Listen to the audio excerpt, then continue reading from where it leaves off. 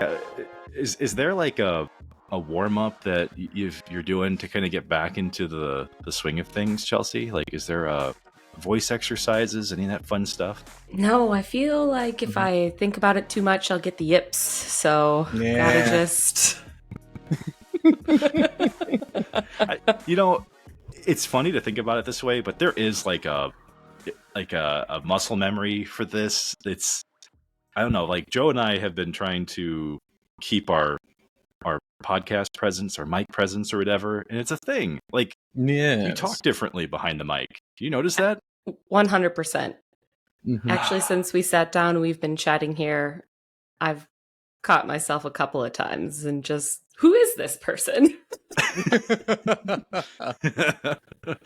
Who are you? You. I do weirder things with my voice. Like, for whatever reason, I'm just like, it's okay to be like, "Whoa." I don't know. Which, is it really ever okay?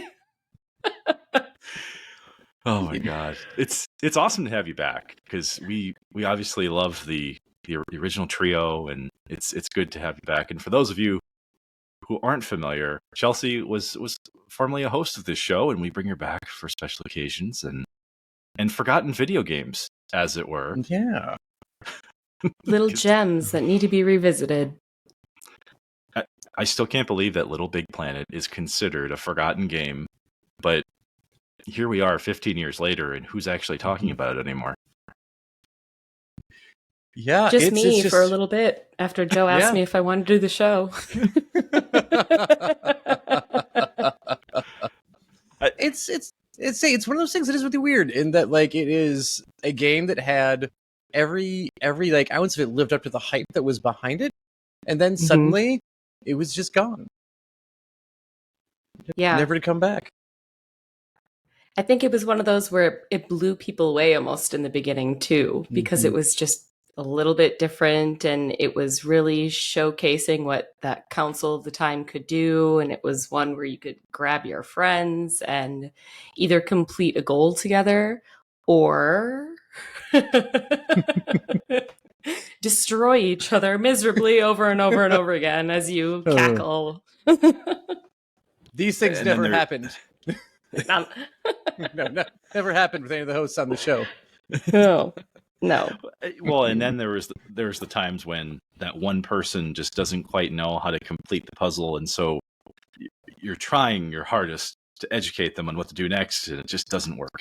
And I'm not quoting any specific experiences that I did, except I did, and they're still kind of painful. Those wounds may not have healed just yet. But yes, you know what? The year though was 2008, and we've been here before. Like Joe, we've talked about Fallout 3, so we've been in this space. But as we've done with this season, we've talked about what was going on during that time period the game came out. Little Big Planet was butted up against some major games, which is kind of impressive given how much a lot of people loved it, because the competition was stiff. I mean, we got Grand Theft Auto 4, literally Star Wars Force Unleashed. Joe, your Super Smash Brothers Brawl happened that year. So, I mean, there's a lot of big games that were coming out that were like, fighting for your holiday season attention here. I mean, what do you guys remember about 2008? Well, it was my freshman year of college. That's the year we met, Joe. It is the year we met. Yeah. Yeah. Well, I mean, 2007, 2008. Yes. Yeah, that realm. But yeah, no, it is the year we first started hanging out. It was a whirlwind after that, basically. It is just friendship and things, and thinking even like of this game, like, while you brought up some other big titles, like, there wasn't really anything else like this on the market at the time that had this really fun combination of whimsy, really, really good graphics, and like co-op, like work together, like completion style of play. It really was its own little corner of the market that I don't think anyone saw coming. And I don't know if this was initially like one of Sony's things where they're like, hey, so this whole Wii thing going on, maybe we tried the motion gaming thing. That actually kind of sucks. We're not good at it. But what they do well over Nintendo is finding games that are fun to just get a bunch of people together and have a good time and play, as opposed to having to like go over a Wi-Fi connection to play games with. What if we tried something like that? And if that was their goal, Little Big Planet hit it out of the park. 100%. Absolutely. And I do think the fact that it was a standalone, or not standalone, but it was a title specifically for Sony and the PlayStation, it really set itself apart from all of those other big games that you could really get out on most of the main consoles at that time. So I think it was a big divider almost in the beginning of those console wars too in that time. You're right, because the vibe I kind of felt back in 2008 for this game is very similar to the Switch having Animal Crossing New Horizons. Like you can't get that experience unless you have an older Nintendo console that can play the previous version of Animal Crossing. And there's just not a lot of these games that were ridiculously creative, ridiculously British, and had Stephen Fry telling you what to do next. So, I mean, kudos to Media Molecule, who was the developer behind the game before Sony and the PlayStation published it. But the charm of the British, which is something that I don't think I use very often as a term, but it's seriously, there's a vibe to this game that has nothing to do with the gameplay, the graphics, the story. It's literally just like, I feel encased by British. What did you guys so Mark, of that? Are you trying to say this game was your cup of tea? Yeah. I mean, it could be the baked beans with my breakfast, Joe. Yes, it could be. I mean, but seriously, like, you don't see a lot of games that like have this like crazy unique profile like Little Big Planet does. And I know I just skipped over like all the obvious things, but that charm, you just don't get it with a lot of these titles. Like Grand Theft Auto 4. It's one of the most popular games that came out in 2008. I mean, you can't really say there's charm to murdering people, stealing cars, and, you know, shuttling drugs across the city. It's just not quite the same level of chill. The charm Not of the for streets. most people, no. See, Chelsea, that term makes me think of like brushing your teeth with a finger, you know? It's like, it doesn't feel clean at all. That's right. Charm of the streets, baby. I love it. That's great. Well, here's what I'd love to do for a second. Now, Chelsea, I'm going to give you the first crack at this because obviously you're our guest. You're coming back to help us out here. But could you describe Little Big Planet to us in your own words? Of course. Yes, I do. I think you have to go with the charm, like you said.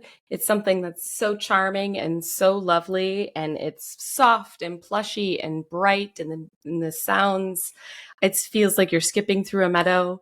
But then at the same time, you have that just a little backhandedness from Stephen Fry too that makes you feel like he's also putting you down, and which I also feel like is very British.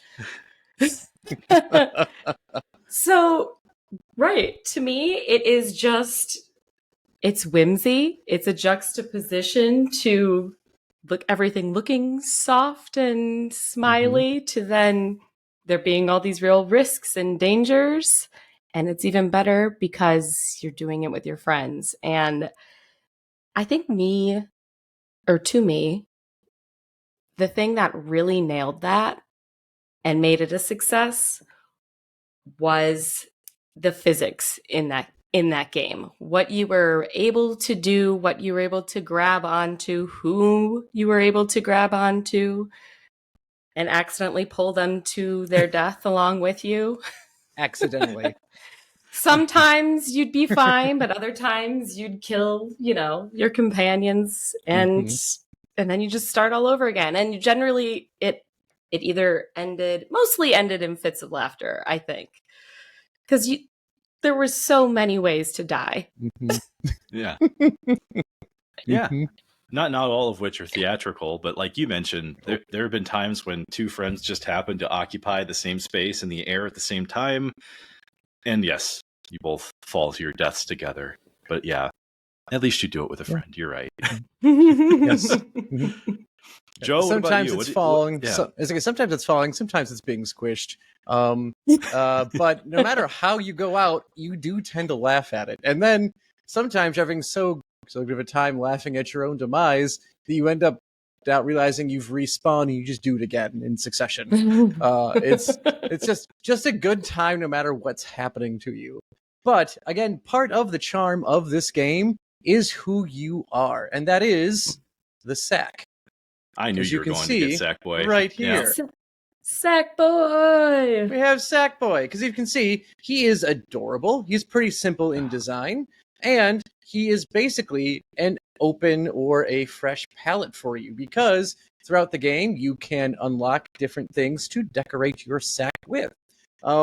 Most notably, I think, at least in our college household, would be a red cape, some swimming trunks, and a box with a push pin for a nose and some springy googly eyes, who became probably the greatest video game mascot of our generation. Looks So- like a job for the box.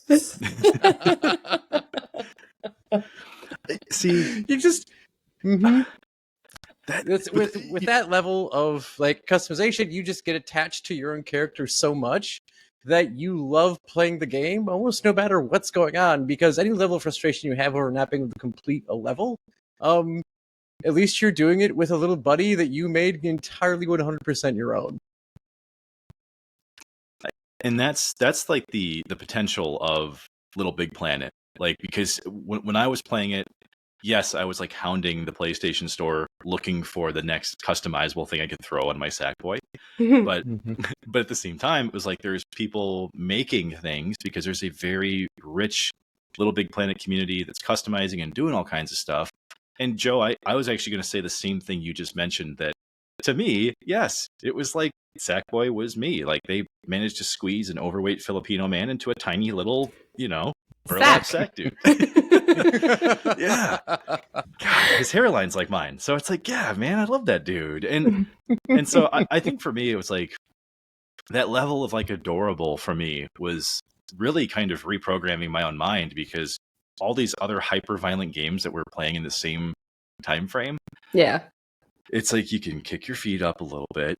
I mean, it's not going to be entirely chill, but you're in good hands. Sackboy's going to take care of you. I don't know. I escaped into this game. I don't know about you guys. Absolutely. Oh, 100%. And like you said, how it's not going to be like, I don't know, terrifying, because there's not really bad guys. I mean, there are bad guys. There are things trying to kill all of the little sacks out there, but they are equal parts whimsy. Actually, no, I'd say they're overly whimsy to terrifying. So even if you're gonna die, it's like, you know what? It's a weird walking chicken thing. Like, yeah, it's kind of ridiculous that it killed me. I think it's more odd that I've died than me being mad or scared about it. It's hilarious. That's the part that's so much fun. It's even when you fail, failing is funny, and it's okay. I'm just going to try it again, or maybe I'm going to take this different approach, or maybe I'm going to do it in the same exact way, but it's going to be funny. And then suddenly there's a Henry VIII puzzle that just shows up, and you've got to jump over it and like time your jumps. And it's like, once again, that British charm just kind of shoots out randomly, and you never really know where it's going to happen. But I think for me, this is a unique game, because I don't typically play a lot of side scrollers or 2D-ish types of games. Like, honestly, they kind of bore me. I just don't really put myself into those anymore. Occasionally I would play like, classic Mario or, SNES Mario Generations, but this game was actually the thing that kind of got me back into that genre. Because it's not just 2D, like there's a lot of depth to these levels. There's hidden areas, there's collectibles, there's stuff you missed the first time. Like, I got pissed off when I would finish a level and it would show me the percentages of the things that I collected. And it's not 100%. And I'm like, oh my God. I am the collector. Yes. Yes. Well, I must have all these things. Say, and what also is great about this is instead of some games that after you complete the storyline, it just says, oh, now the real game's begun and you can grind the same raids over and over again, is that you actually can't complete levels on the first time you run through them very often because you can unlock new puzzles and unlock different parts of the level by getting certain stickers and putting them on specific spots. And you earn those stickers as the game goes on. So that means you can go back to that first level and unlock that part that you couldn't get before. And usually because, again, of the fun, whimsy nature of the game, you're not really mad about having to go back and replay one of the early levels because you had fun doing it and you kind of want to do it again. Yeah, Absolutely. I Especially think when you can unlock more costumes, more fun ways to customize your spaceship, different weird other strange outfits. Yeah, maybe I want to add, I don't know, a big dinosaur head to my character, or maybe I want to wear a really weird pair of wings, or whatever. Maybe I want to wear a bag on my head with my Oh my god. cape. Mhm. You know, Yeah. a really good and companion for a kid with a box. this just made me think of putting a zebra head on at one point because do you remember, speaking of things that happened in 2008, do you remember when we watched that weird Japanese superhero movie called Zebra Man? Yeah, And then I that do. just kind of, yeah. Mm-hmm. how could that not be a super weird thing? It's literally Zebra Man. Like that's not. There's no way that could be normal to me. I feel like I've seen weirder. I will say, Joe and I did watch a film called Zombie Ass Toilet of the Dead, which we've referenced on I this knew that was program a few coming. times. So I'm not devoid of watching strange things for the sake of referencing them later. But but one thing that I did reference that we even talked about before we hit the record button here was just how Sackboy has this presence about him, right? Like normally things without elbows and knees are kind of strange to look at, but not him. Like how he moves because of these like limitations in his joints, and how, to your point, Chelsea, the physics of Sackboy don't apply to what like a normal jumping person would, right? Like he has no calves. He's not athletic. No. He can't get He's ups. a bag of beans. Yeah. Look at him. Yeah. He's like 90% weight in his head. They all run with their heads forward because that's where the weight is. They do. Seriously. If a baby could run, that's what it would look like. Seriously. 100%. Yeah. But the thing I wanted to mention, though, was what you can do with Sackboy that has nothing to do with actually like progression through the levels. It's simply how you have emotions that you can assign to your Sackboy when you just want to show off an emotion. And for me, there's two things that like instantly bright up my day. Usually it's watching somebody get hit in the balls, and then watching Sackboy smile without teeth. Like his smile is ridiculously infectious. I love it. I can't get enough of it. The cry is amazing too, with the giant crocodile tears and the big quivering lip. His entire face moves. Yeah, it's great that you bring this up because part of all the fun of the game is that you can control the emotional state of your Sackboy just by, I think, using the D-pad would make it so that you could change, because you typically use the joysticks to move, and so you could either make your Sackboy anywhere from happy to like jubilant or jovial or something really like top shelf happy. You could do the same with mad all the way up to furious. I think you could do sad. I think I want to say scared was the fourth direction. And you could just have them run around with these crazy emotional states, and every single one of them you felt like you were really happy when you made your Sack happy. You felt like, oh no, someone's hurt my little dude when they're so sad. And then when they're angry, oh no, Sack is angry. Don't look at him. Yes, they did. They did such a good job of building in that level of emotion into the game. And just, again, they're not realistic. Nothing about it is realistic, but they did a very good job of connecting the Sack to the player and then letting them share those emotions and really it's funny, especially when it just lets you really play into a situation. Mm-hmm. Butter it up even more, get people laughing even more or even angrier. It's the best. So satisfying. I will say this is one of those rare games that my wife and I actually played together. And so when we would go into, like, you have these like happy and like almost like fairy tale like levels that you're playing through, but then suddenly you like enter a haunted house area with little puppet ghosts on strings and stuff, and the tone changes completely. And so her and I would play this up all the time. Like, we would suddenly get to like a hazard or something, and whoever got there first, their Sackboy or Sackgirl in this situation, would just make the terrified emotions. Yes. And it's a tiny little piece of gameplay, but it totally like changes things for you. Like, I don't know, there's something about seeing this like adorable little thing crying or being terrified that just makes me stop what I'm doing. And I'm just gonna say it's much more fun than drug running. It just is. Not speaking from experience.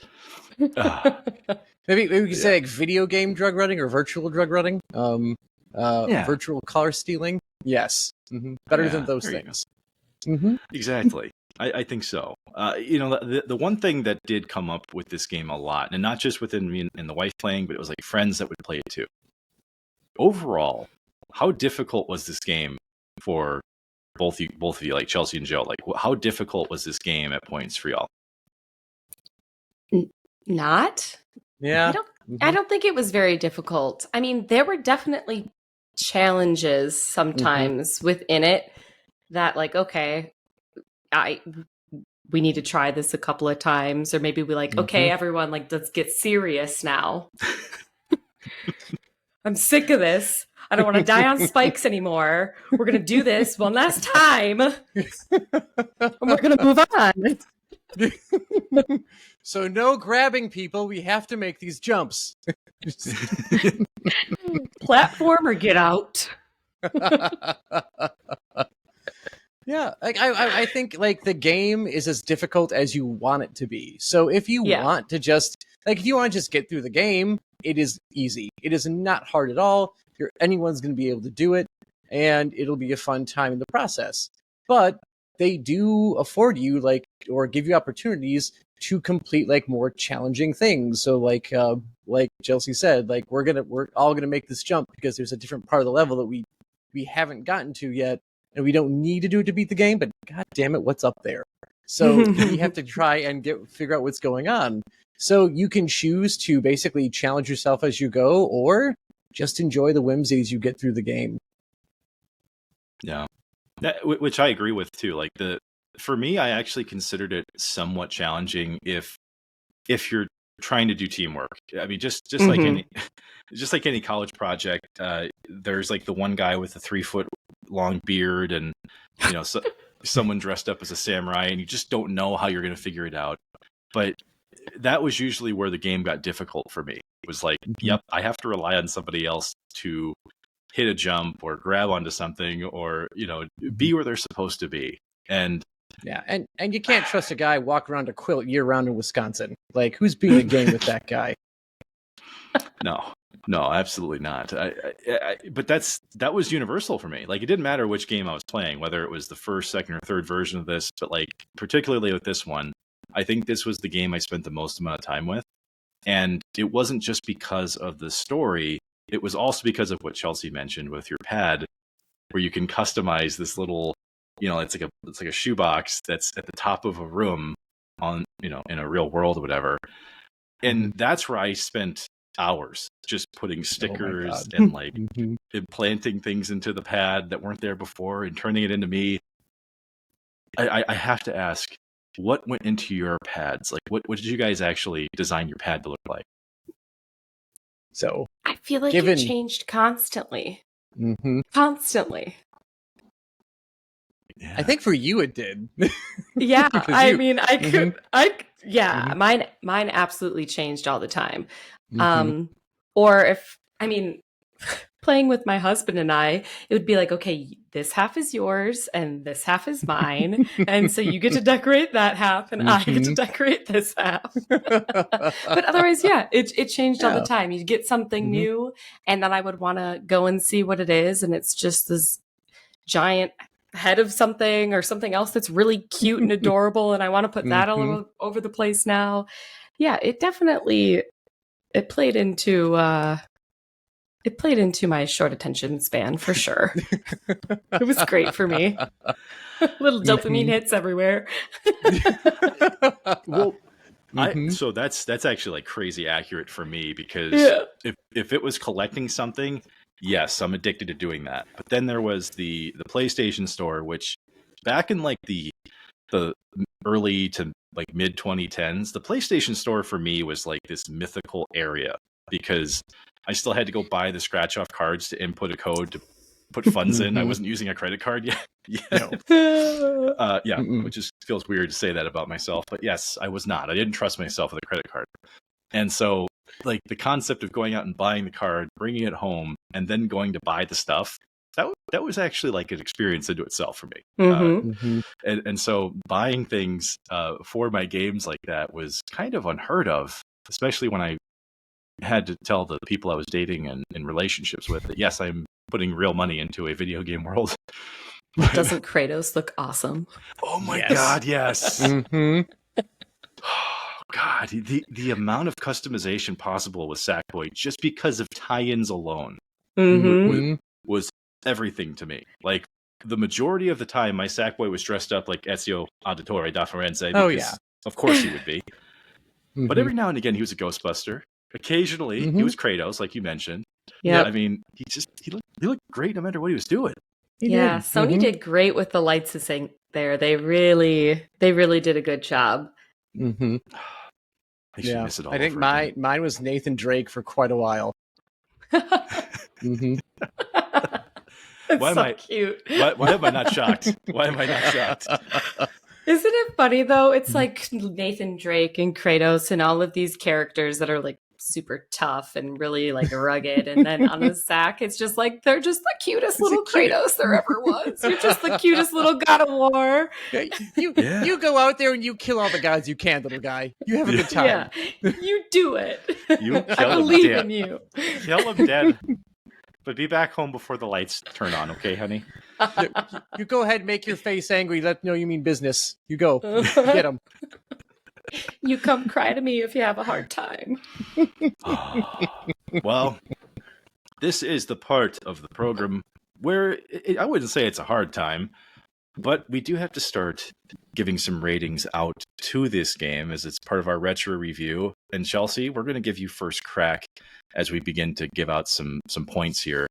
So we start off with the graphics of the game, which is out of a possible 5 bubbles, which for those of you who haven't played the game or haven't played it in a while, bubbles are pretty much everything behind collecting in this game. So on the graphics scale, Chelsea, what do you want to give that out of 5 bubbles? I give it a 5. I give it 5 bubbles for graphics. I mean, obviously, it's not something that you can compare to super, super realistic looking games that are possible on modern consoles. But in the time, what they did with what they had available, which was, I mean, still pretty good. They were still pretty good graphics on those consoles. But it was great. I think they absolutely nailed it. And they conveyed that really well with how we feel about the way the characters looked, interacted, and yeah, they nailed it. Awesome. Well, Joe, what about yourself? What do you think about graphics? I'm going to follow up with another 5 bubbles out of 5 on this one. Simply because like they were perfect for what they were doing. Like Chelsea said, it wasn't a graphics monster, but it didn't have to be, because like everything looked like it was either made out of cardboard or burlap, or like a kid had made it and they have it like tied from a string.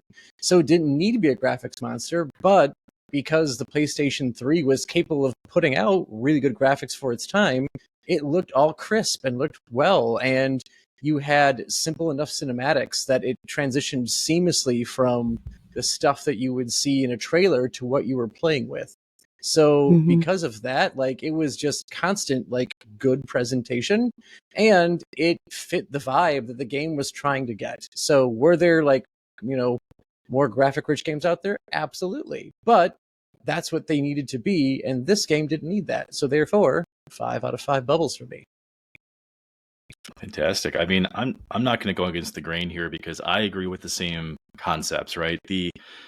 Just when you look at Sackboy as a character, like I feel like if I could touch the TV, I would feel that burlap.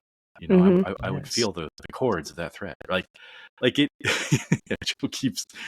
For those of you who are like listening and not watching, Joe has an adorable Sackboy that he keeps pulling up at comedic moments. But I agree though. Like the immersion for me is in the graphics, right? Because I've brought this concept up with Assassin's Creed 2 before, that there are moments during scenes where like someone's hands reach up onto something and it feels like you're looking at carrots, like with fingernails on them. Like it just doesn't Mhm. look right. Mm-hmm. But when you zoom in on things in Little Big Planet, it doesn't matter what it is. The texture is going to be on point. You're going to be like, yeah, that looks like a old piece of wood that somebody put a way too thick layer of paint on, Mm-hmm. and I'm getting that vibe, right? Yep. Mhm. So they absolutely nailed it. They delivered on that. And for me, I look at all of the same physics and stuff that you guys have talked about before. The lighting is fantastic. There's none of those moments where you see like those weird pixelated shadows and stuff. Like, Mhm. no, they had this really well done too. And for them to not be like a studio like a Naughty Dog, right? Mm-hmm. Mhm. I just was not expecting that level of clarity from a 2D platformer. And yeah, it's immersion at that point. Like I feel like I'm really into that game, and there's nothing really breaking my sense of like belief or disbelief, right? So yes, perfect score on the graphics. I'm giving that a 5 bubbles. How about we'll change this up, Joe? We're not going to do the snake like we Ooh. normally do. So we're going to come back to Chelsea on gameplay. Chelsea, what are your thoughts on Little Big Planet's ability to play game? I feel like I don't want to go too easy on it here. But I want to. I'm gonna be lame. I'm gonna go like 4.5. I'm gonna go pretty darn high. And Mhm. and it's not a 5 just because I felt like I couldn't follow it up twice. That's fair. It's a 4.5. Gosh, but it's almost not fair to say that because the gameplay, especially, it's funny to me. I never really played Little Big Planet solo. And so maybe that is a big reason why I have such a good experience, because I've always played it with 2 or more players, and it just changes it into a whole different experience versus running something solo. So I think that's a big indicator. So yeah, I'm gonna hit it with a 4.5. It was great to play with friends. Pretty simple grasp on controls. There really wasn't a whole lot, or all too difficult. A lot of it was timing and chance, and Mhm. somehow it still just worked, and it's great. 4.5. All right. I struggled all throughout that. Feels terrible. If I come back at the end and I switch it to a 5, no one be surprised. All right, Joe, what do you think? Gameplay. Well, I'm not going to struggle with it. I'm just going to give it a 5 bubbles out of 5. I'm not going to be. No, I know. Like I feel bad because like Chelsea, like I can't give it 2 perfect. I'm like I can, like just because. Mhm. I'm that asshole professor that doesn't give A's, apparently. Well, if you did, you would give the A minus. I mean, Yes. Yeah, but not that's so. very true. yeah, yeah. I mean, to most of us, the Mhm. A minus is just as acceptable. But then there's those Oh, yeah. assholes with those specific Mhm. A minus, A, and A plus, and they all mean a different numerical value. No, it's fine. You're gonna be fine with a minus, a plus, or regular. Just sit down and do your work, kid. Like, come on. But anyway, You can see where I am as a teacher. Like, God damn it, kid, just be fine. That's with the where grade. you're Like, at. that's Where you're at. Yep. But I'm not satisfied with A-, Mr. Vinipal. I'm like, I really don't care. Like, good Lord. Like, you're passing. Just be happy. But anyway. What do you think, that your Little Big Planet gameplay? Because you're not. You're not. Because that is the A+ that you will never be. Well, yeah, let's hear your justification then. Yeah, you got a perfect score. To that point, like, I think part of like what Chelsea said is that a lot of the gameplay is based off of timing and chance. And when I find, like, even when you fail at the timing and chance, you're never really that mad about it, and you're not frustrated. You never get frustrated to the point where you want to quit. Because again, like, your Sack dying is just as adorable as him succeeding. So you just kind of keep pushing yourself to keep playing. And like, you know, like Chelsea said, like, she doesn't think she's ever played this game alone. Part of the fun of this gameplay is that you can be playing and someone sees what you're doing and like, hey, looks pretty cool. Can I play? And you're like, yeah, sit down, make a sack. And then you just get people involved. And it's just a really fun experience to play the game, whether you are succeeding or failing. And I cannot say that about many games. Even games that I really like, I can get really frustrated with and like, I need to take a break because I don't want to hate this game. And that never happened with Little Big Planet. Like, no matter how much we kept dying and failing, it's like, okay, it's fine. We'll get the laughs out. We'll do this. And then we did. So yes. It is something that just, you know, fires on all cylinders for me. 5 bubbles out of 5. See, now I am going to be contrarian here for a little bit because, yes, I love this game. I had a lot of fun with it. But for me, not really being as much into like the traditional platformers, I should say 2D platformers, because there's plenty of 3D ones out there. For me, Joe, I was one of those guys that would like get a little frustrated when you're going for like a trophy where you have to do a very specific thing in either a period of time or not take any damage. And that just doesn't work when you have literally a guy without any kneecaps or elbows. You just have a hard time doing that. He has 5 joints total. Just the 5. And we still don't know where they are, by the way. No.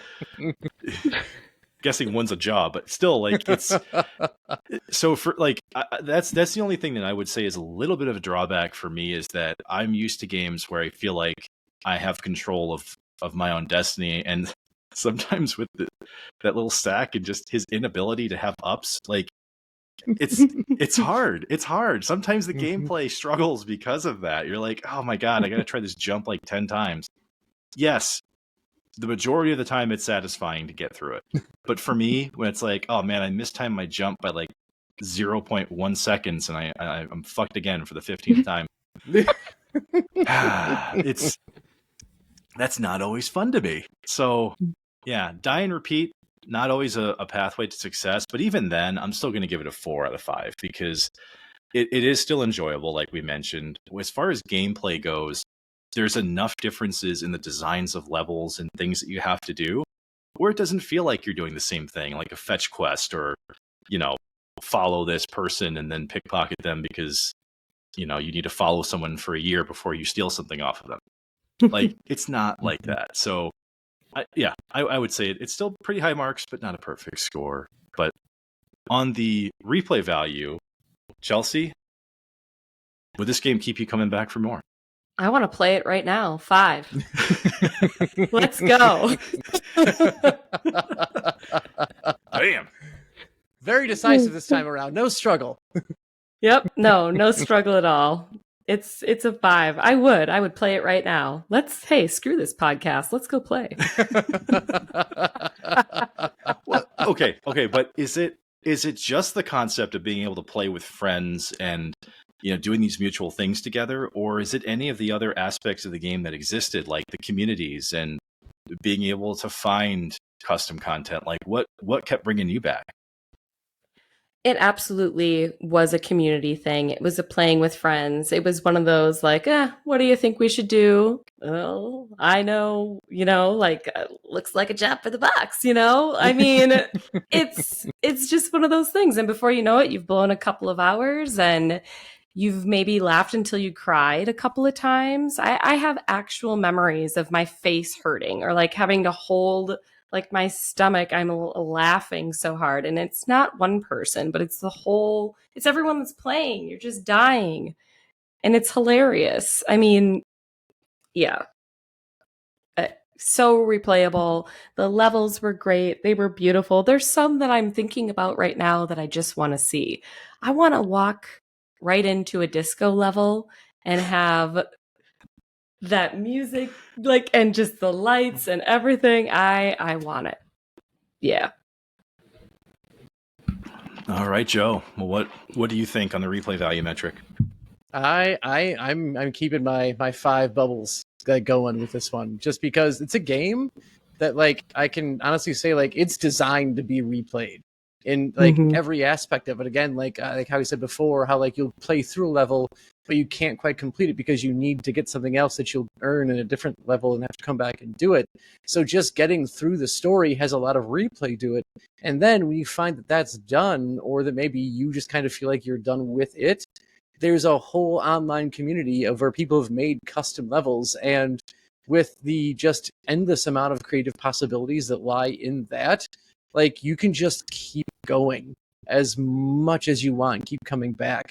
And like Chelsea said, like the thematic crafting of even the levels within the story, of like the disco level, or I can like vaguely like not a vaguely, but very specifically remember like a industrial like city level where it had like the perfect music, the perfect like kind of like gritty industry feel to it, and like you ended up like having to participate in a street race, so you got a fun Fast and Furious vibe out of like this industrial thing. And even then, like those things, the fact that you can create cars out of very simple geometric shapes that look hilariously goofy, and they literally just have a go and like don't go button. Like you can make it go forward, you can go backwards, and it just accelerates to like stupid speeds that you can't control. Like it's just fun. Like you can create so many things, you can keep replaying things, and it just kind of makes you keep wanting to come back until eventually they make a sequel, so that you have to do the whole thing out. So you get to do it with the sequel after that. So for me, the replay value was not just like story driven, because as you mentioned, Joe, I would go back for every bubble. I would go back for every sticker. I'd go back for every single thing that I needed to be on my game to go get. And that alone is already a really good sign of like replay value, that they know based on the design of a level, you're not going to get this the first time. Or if you do get it the first time, like you were really fucking good if you were able to do it. So to me, it was like, this is one of those rare scenarios where a video game goes, hey, you know what? Luck isn't going to be the thing that determines your success. Like, your skill is actually going to be that thing. And this, I'm not saying it's punishing or anything, but I feel that reward when there's something cool that I want to get that I can't reach, and then you finally get to it, you know? Like, that kind of stuff is really cool, and a lot of developers don't put that much thought into it.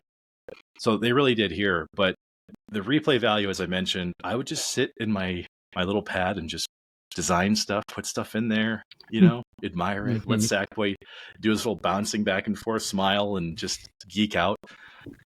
There's just so much hours put into it. I'm not even joking. This is a hundreds of hours game for me. So yeah, perfect score on the replay value. I'm not going to fuck around either.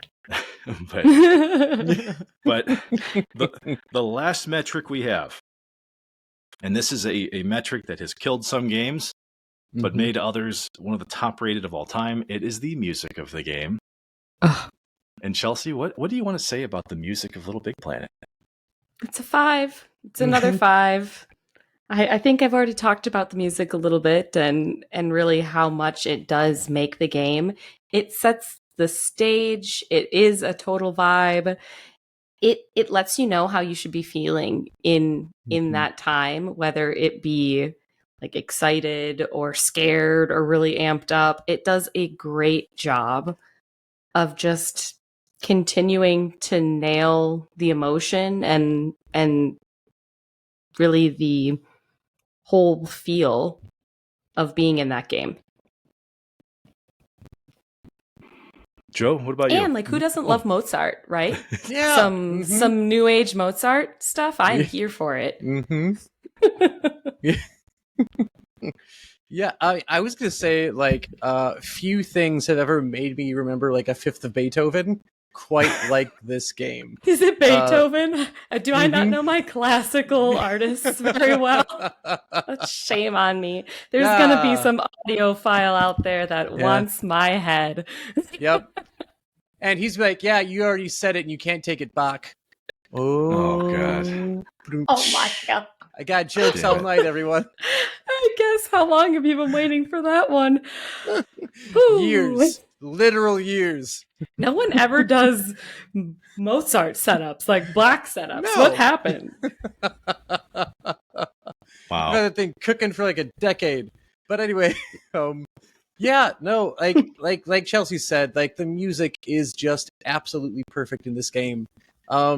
Because whether it needs you to feel like, you know, excited that you're starting something new, so you've got that fifth Beethoven playing and it's just fun and upbeat, or whether it's gonna be like, even like I said, like gritty industrial, like it's gritty, it's industrial, but also kind of goofy at the same time. Because suddenly you just get like weird little like Oompa Loompa style like voices start popping and making little tones and in it. So that's always fun. And even like like a haunted mansion has a little ooh feel to the music. So it like the music hits every single time. At no point is it ever out of place. Is it ever absent unless it needs to be absent? And it works. It works 100%. So 5 bubbles out of 5 on music. You know, this is one of those rare times when I'm going to say that I can't recognize a song by name, because I say it every single time. But I will say that this is one of the rare games where like there's like a song that's being played by a guy on a flute and maybe a guy on a recorder, and that's it. And it conveys the happiness of the scene and everything that you need to have going on. And I'm like, okay, like whoever did the music got the assignment. There's there was no confusion over anything happening. The tones make sense. The happiness conveyed by what's going on comes through in the music. I don't remember the Little Big Planet like theme song that I think has shown up in most of the commercial appearances of the game, but in my head I can still hear that song. Like it's very specific. And yeah, for me, like I never had to stop and think about the music. Like it's taking me along on this journey. So I don't know. I loved it. I can't really say anything bad about it. And so of course I'm going to give it a 5, which means that this is easily, Joe and Chelsea, the top rated game we've ever put on this retro review. We ended up giving it a 58.5 possible out of 60 bubbles. Nice. So basically 97.5%. We're not fucking around with A minuses or just standard A's, guys. We're in that A plus territory. That is an A plus. Yes. The curve has spoken.